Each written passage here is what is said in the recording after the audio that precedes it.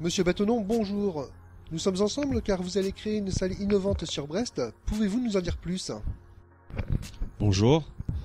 Oui, en fait, mon projet, tout simplement, c'est d'ouvrir une salle, donc avec un côté musculation et l'autre côté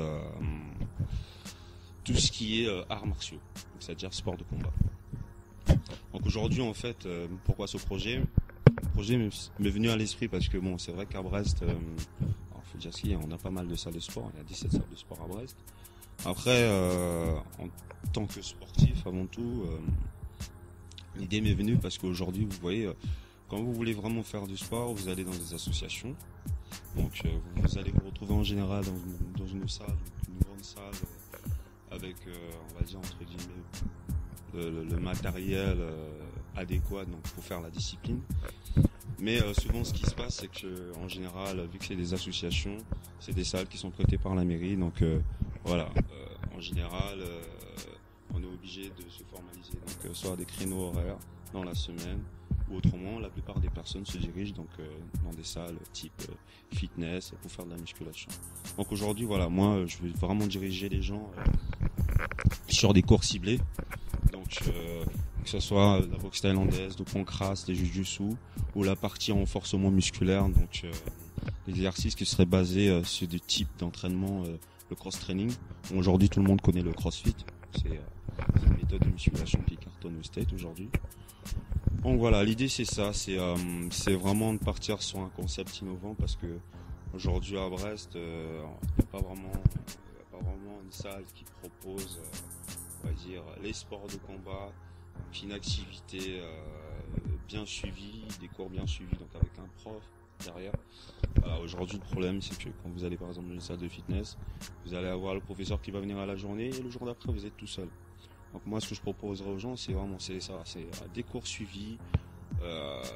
Après c'est pour tout le public, hein, les grands, les petits, les filles. Bon, voilà, il y aura pas mal de choses à venir. D'accord. Donc vous n'êtes pas novice dans les sports de combat, car vous avez pratiqué la boxe thaïlandaise depuis vos 15 ans. Et vous avez remporté de nombreux championnats, comme le championnat du monde WPMF en 2011, en catégorie moins de 75 kg. Comme nous avons pu le voir sur les images, vous continuez toujours les entraînements, mais continuez-vous toujours les combats? Oui, je continue à m'entraîner. Hein. La boxe, elle est là. C'est ma passion avant tout. C'est comment dire, la boxe, c'est une passion pour moi.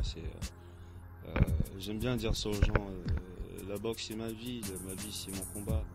Donc c'est vrai que aujourd'hui, je suis champion du monde, mais je suis pas arrivé là tout seul.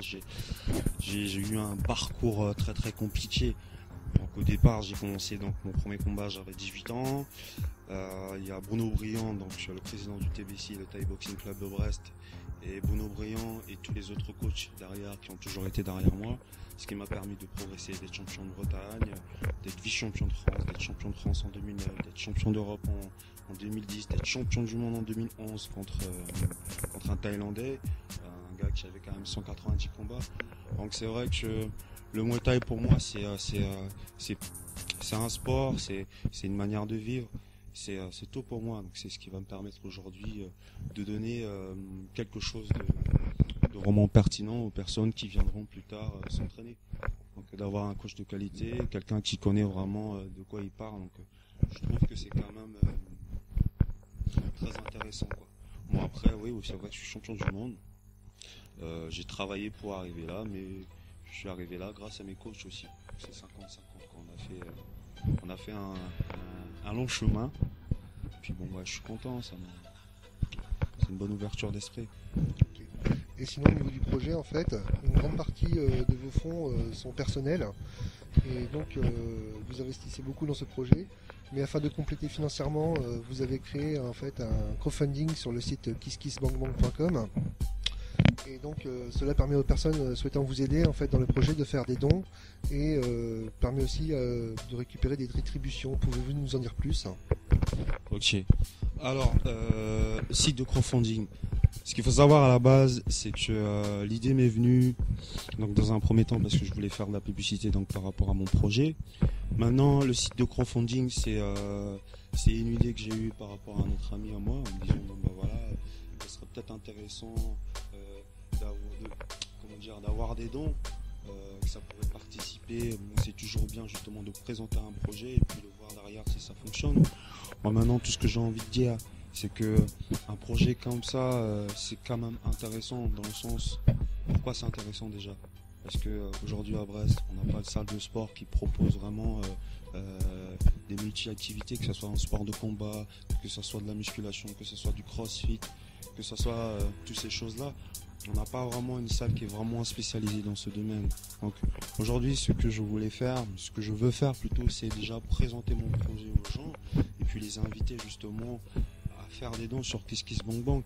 Maintenant, pour moi, c'est un projet qui cartonne. Maintenant, c'est vrai que aujourd'hui, j'ai pas vraiment fait de publicité en amont. Je commence à la faire tout doucement, mais j'invite toutes les personnes, donc les grands, les petits, les chefs d'entreprise, les cadres, à faire des dons.